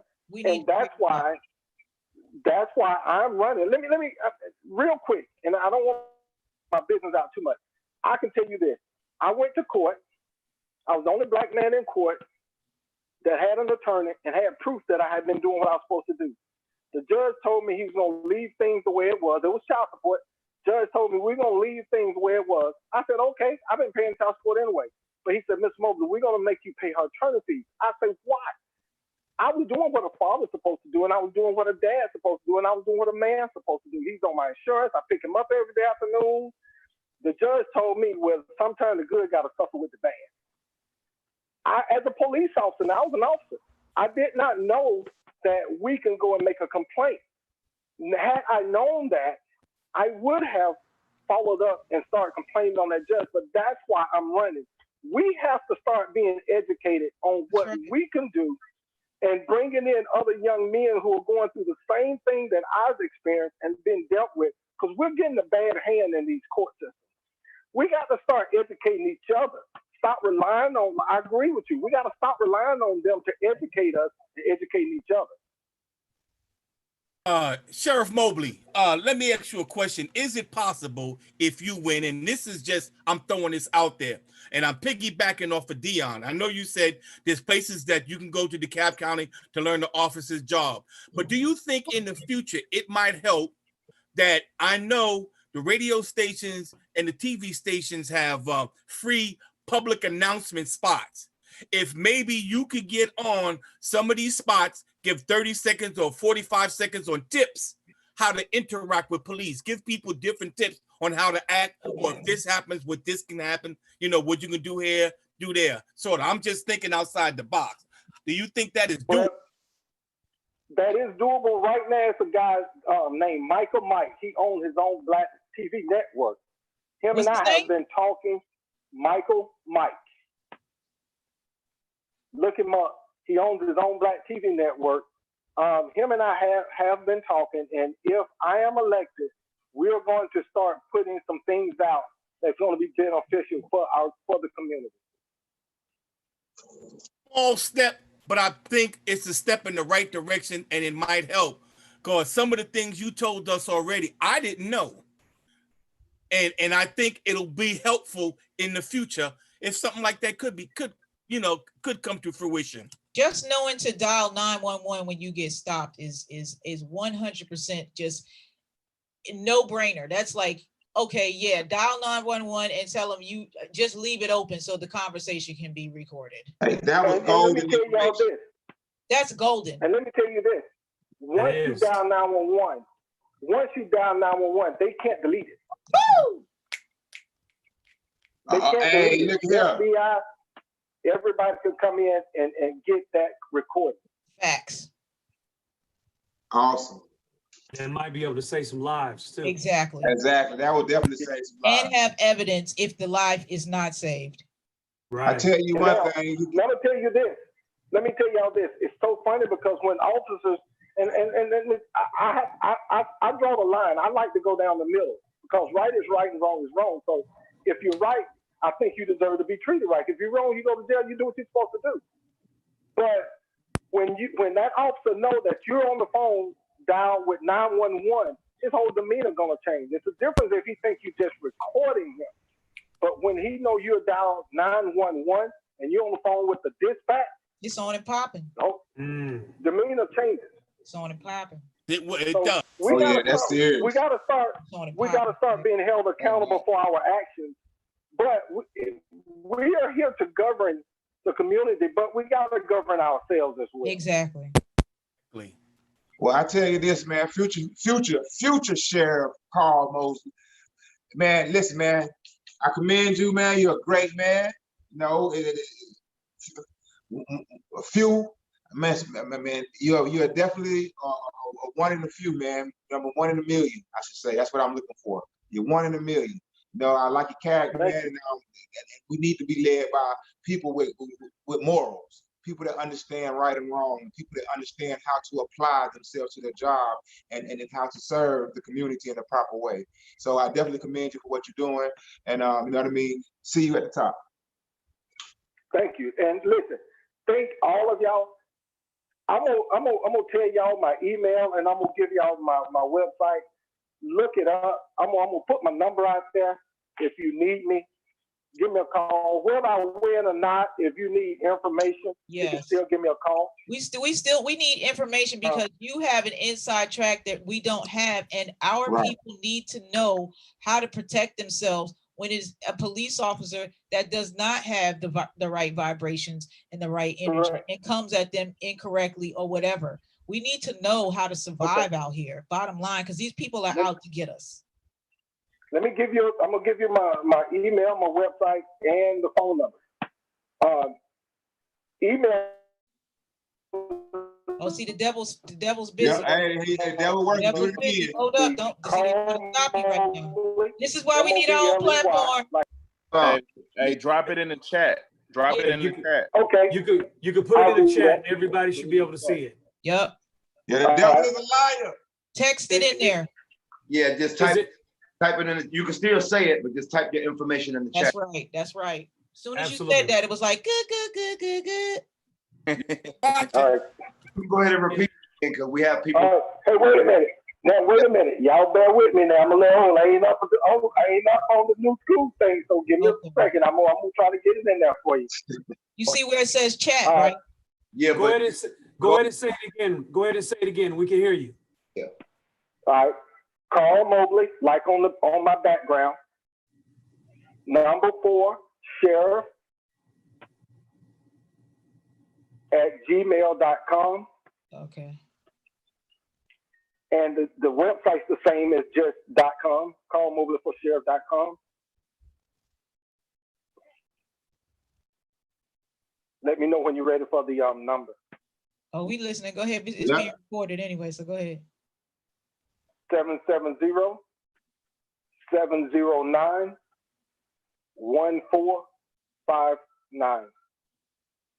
All right, somebody text that to everybody. Right. I'm putting it out there right now. Got you. Is there anybody that's on that haven't had a chance to talk? That would like to speak before we Well, let me say this before anybody jumps in. I was listening to the woman, her name is V. I forget what her real name is, but she's the woman that did the vagina monologues. I have not seen it, by the way, but she made a comment yesterday. She was on live with Kevin Powell, who's a writer in New York, in Brooklyn. Right.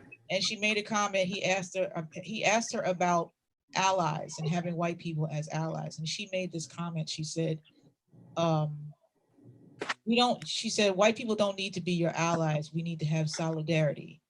She said, you must earn trust. And the way that you earn trust with black people, she said, why would black people trust white folks if in all of this time, all of these things have been perpetuated and going on all of these years? So you have to earn trust, and trust is earned through consistency. So you can't expect, she said, as a white person in America, you have to, if you see something is wrong and you really want to help the change, you can't be an ally. Because I felt like being an ally means that you're coming in to try and save me. So that's why she said it's about solidarity as opposed to being an ally. Because at the end of the day, what's really happening is, I know that people think this is a race war, but it's a war on the have and the have-nots. Right. At the end of the day. And let me just read this quote to y'all real quick that Lyndon B. Johnson said in reference to the war on the have and the have-nots. He said, and I quote, he said, I'll tell you what's at the bottom. If you convince the lowest white man that he is better than the best colored man, he won't notice you're picking his pockets. Hell, give him somebody to look down on and he'll empty his pockets for you. So again, solidarity, racism is an illusion. There's only one race, it's the human race, but everybody's been broken up into these sections and everybody has their own special lie that they've been told. White people have a lie that they've been told, black people have a lie that they've been told, and so on and so forth as far as all the grouping is concerned. And it's literally conquer and divide. And it's dividing the quote unquote 99, thinking that this one is better than that one when the 1% is controlling the whole shit. Right. So we have to have solidarity inside of these groupings of humans that we all are on this earth. And ultimately, at the end of the day, no one can really usurp your human rights. See, we fought for civil rights, but we should have been fighting for human rights. Because you have a God-given universal human right because you were born here on this earth. And no one can really take that away from you. They can only take it away from you if you believe that they can give you a right in the first place. Facts. Right. Well spoken. Right. Well, this is definitely a platform to, get all that out there, man. And the sound the alarm for this first one was definitely way more than I can expect it to go. Definitely glad everybody was a part of it. This is hopefully the start of, putting the right message and right energy out there to the world so they can, listen to this over and over and, just pick all our brains and pick all the good information that was here tonight to, transcend that into getting to the village so they can listen right and we can just keep this thing going. You know what I'm saying? Right. And, just to everybody out there in Atlanta, prayers, peace, love, and blessings and prayers. Anybody that, had to deal with loved ones or anybody in the thing, anybody that had to deal with the riots or any You know, we definitely are praying for peace in the world, and we got to come together and overcome this, man. Like, this is ridiculous. So us messing up our own communities and doing things of that nature, that's not going to help at all. You know what I'm saying? Us trying to start this conversation and get all of us together. It starts with, COVID-19 is still out there. right, no doubt. You know what I'm saying? Absolutely. Right, so we're not willing to sit down and really get a real understanding and take this thing serious and find the right ways to try to move forward, then it's going to be over with quicker than we can even think about it. Correct. We have to plan, and an emotional man can't think or plan. So right, we have to take that energy that emotion causes and that anger, and we have to focus it. That's the bottom line. We can't. They know that we're going to erupt. That's why they do this. So we have to do a whole 180 on these niggas. Period. Right. We got to change the whole trajectory of what they thought. It would have been dope if we was protesting and nobody showed up, or we showed up and we was all standing there and nobody moved. Right. So you would know who was in the crowd trying to do bullshit. Right. So we have to change the trajectory of how we operate and what we're doing, because they know our moves. They know us better than we know ourselves at this point in time. Right. It's real. They study our music. They study everything to infiltrate us. And then they sell our culture back to us at unaffordable prices. Right. Wow. Unacceptable. Right. So I want to thank everybody for allowing me to come on. It's been an honor and a pleasure just to be amongst a lot of y'all, especially some of y'all who are so influential. And you know, just being able to get the word out, because we don't get a chance to educate each other on from my level. You know, everybody look at us as being bad. We have a lot of good officers out there that want to do good and want to get the word out. But just so y'all know, a lot of times the officers are being held up under somebody's thumb as well. They're being threatened to get their job, lose their job, and to be fired. So that's another reason I'm being. Well, no, it's not even a blue code. It's not a blue code. It's a government code. Mm. It's a government code. Like he was saying, a politician, it's a government. It's not a blue code. Believe it or not, we don't have a blue line anymore like people think, because people are afraid to go to jail. It's a government code. So and what I mean by government, I say your local government, your commissioners, your CEOs, your mayors. You know, we have a lot of good CEOs and mayors around, don't get me wrong, but at the bottom line, it comes down to money. And if you're causing them to lose a lot of money, where, i.e. lawsuits, anything, they don't want to hear it. So that's why it's so important for us to become not afraid to run for office and become leaders. And I'll tell you this, I'm running. I would love to be the sheriff of DeKalb County. If I get it for 4 years, if I can make a district for 4 years and I get voted out after that, but I did a damn good job, I'll take that. Right. So is it wise to, last question for me, is it wise to, if you feel like you have a lawsuit to move forward with that? Let me tell you this. I tell everybody, never go to court or never leave, deal with the government, local authorities without proper representation. Get Right. you a lawyer. And if you can do it, do it. Well, see, that'll stop it too. Exactly. I know it's expensive to litigate, but that'll stop it too. That's one of the things I plan to do as a sheriff. We're going to start having as being a victim of the court system myself now. And I was, like I said, I was paying child support. But being a victim, I'm going to start a mentoring program and a resources for young men who can't afford lawyers to come in and start getting knowledge to be able to come back being taken to court and having some of these judges to get robiter to just do us any kind of way. Right. You know, and I know Khujo is off of here, but he made mention about you know, it's starting in the home, and that's the other part of this piece too, is the welfare system creates a space where the father is not even welcome in the home. So even, you know, it's like we have to get together as, that's why I said we have to be a unified front with male energy and female energy, We have to come together and decide before the courts decide. If you have a child with somebody, how are we going to operate?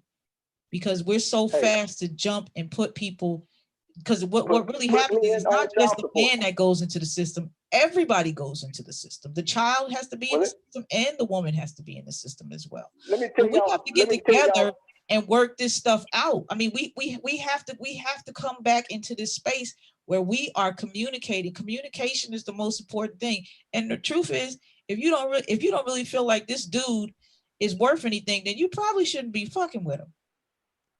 Exactly. Like you wouldn't want him to be the father of your child. Like, right. I can't hear you talk. I really hit him. He must be saying something good. They don't want him. Yeah, something real good. Yeah. Let me tell you the funny more to my story. I was say it again. It was my youngest son that it was my. Mr. Mobley, can you repeat? Can you hear me now? No. Can you hear me now? Yes. I hate the world. Can y'all hear me? Yes, sir. We can hear you. Yes, we can. I just, just to finish it off, I just want to tell you, I was a single parent. I had my oldest son from the time he was born. I raised him. And two things. I took his mother to court for child support. They would not enforce it. That was first. Second, the child support with my youngest son, when he turned 14, he came to live with me. I raised him up until he graduated high school and went to college. That's the one with his engineering degree. Both of them are very well successful. We got to get back to being men, like she was saying. No hard feelings with their mom. I talk to their mom all the time, but a woman can't raise a man. I don't want to sound ugly. Men got to start raising the boys. Well, this society doesn't allow Black people to mature. We're all treated like children. That's why we're constantly being reprimanded by people, questioned by people. All these people in social media at this point in time, do you belong here? Are you supposed to be here? Coming into dropping off packages in a FedEx truck. So we have to really, really divest from the European culture. We really do. We have to divest from the European culture and get back to that fundamental African native culture. And that has a lot to do with village principles with each other. We have to get back to that, because European society and culture is individualistic. I'm not saying we can't be individuals, but we need to be in the collective, and we don't have a collective because we all feel like, well, I don't have to do that. But we are all captive. They all see us. They see us all the same as niggas, all of us. Whether you feel like you different or extra special, you just the shiny nigga over here.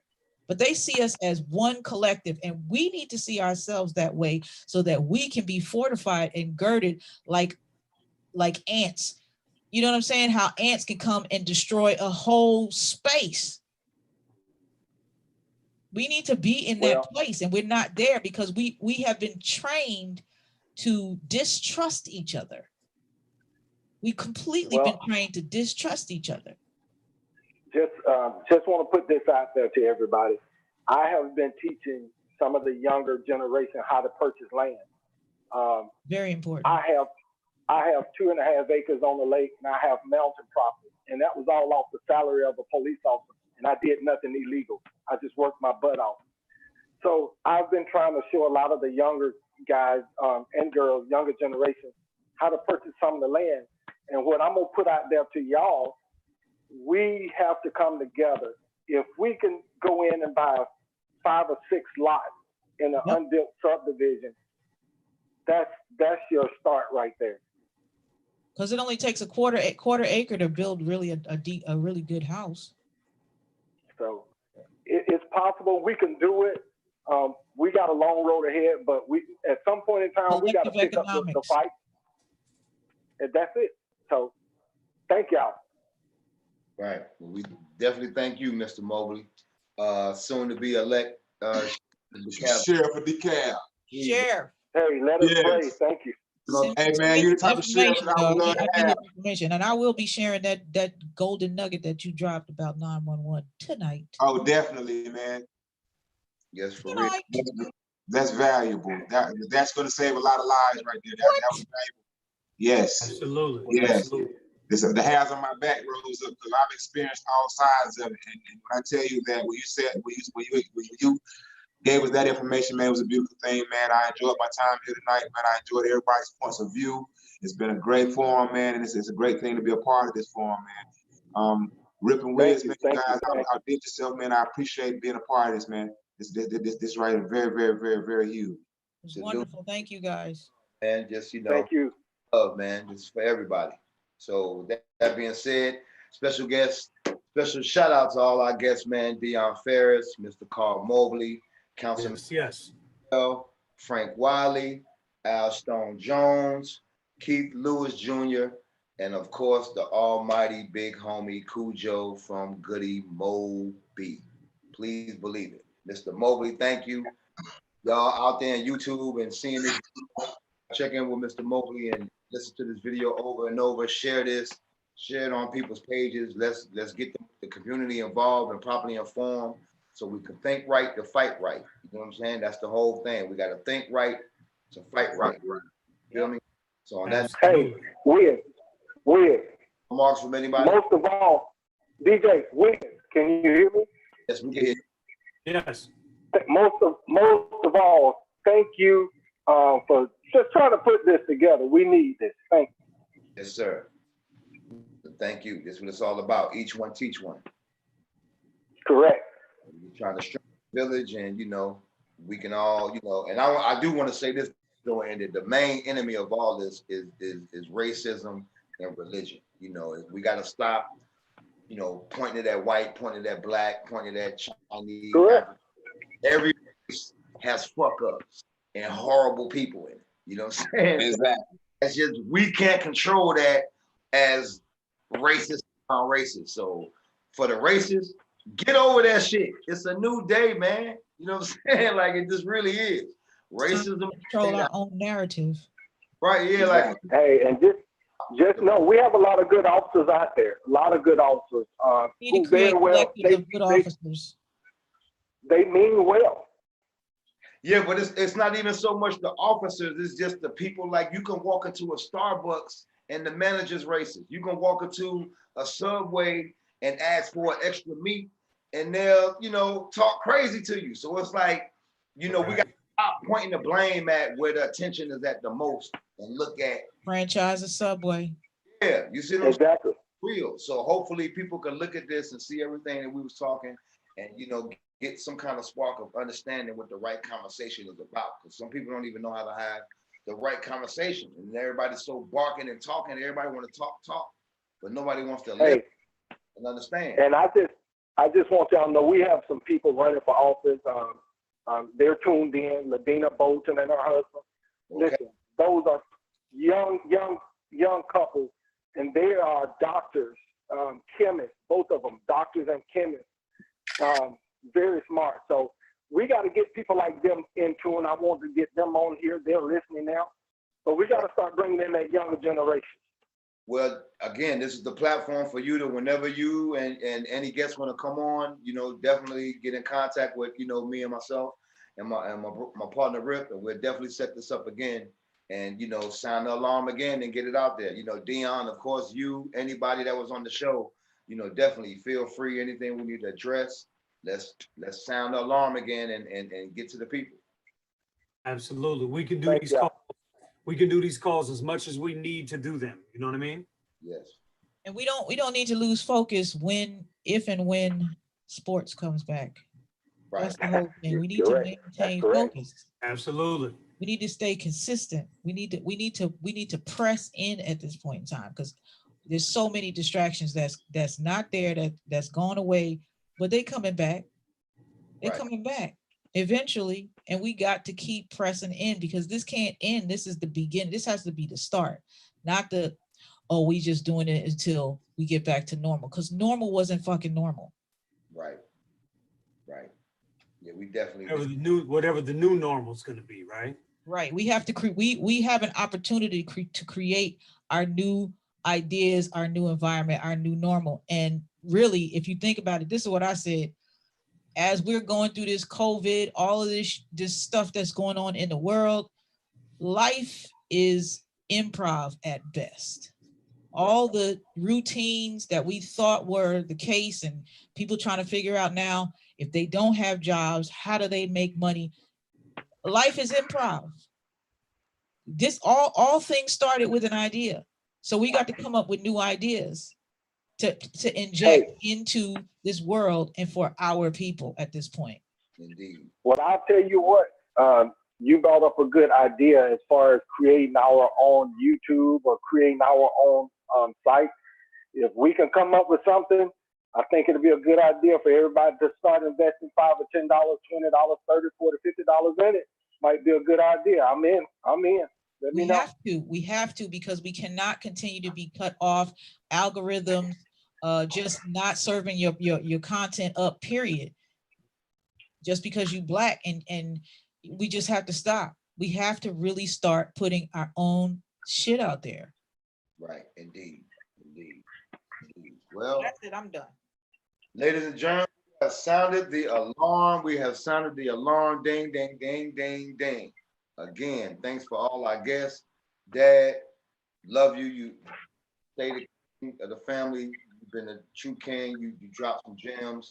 You know, we had a good conversation tonight, and hopefully everybody out there in YouTube land and Zoom land and, you know, out there in the digital world can really take from this and, you know, get the spark going. And the right. I want to thank y'all for inviting me. I really enjoyed it, and it's beautiful to hear some of the wisdom from you young folks. I have hope that you'll carry on and bring us better. And this is my take on why there's so much division. White folks don't know us because they don't know us. They don't know us because they don't know about us. They don't know about us because we're not in the history books. Good night, folks. I love y'all. Night. Love you too. And on that note, Rip, take it with, you know, the Vintage Tunes way, sir. So I want to thank y'all for joining. This is the Stay Vintage Tuned Industry Call, the Sound of the Alarm Sessions. We'll see y'all at the next one. Thank you for joining us.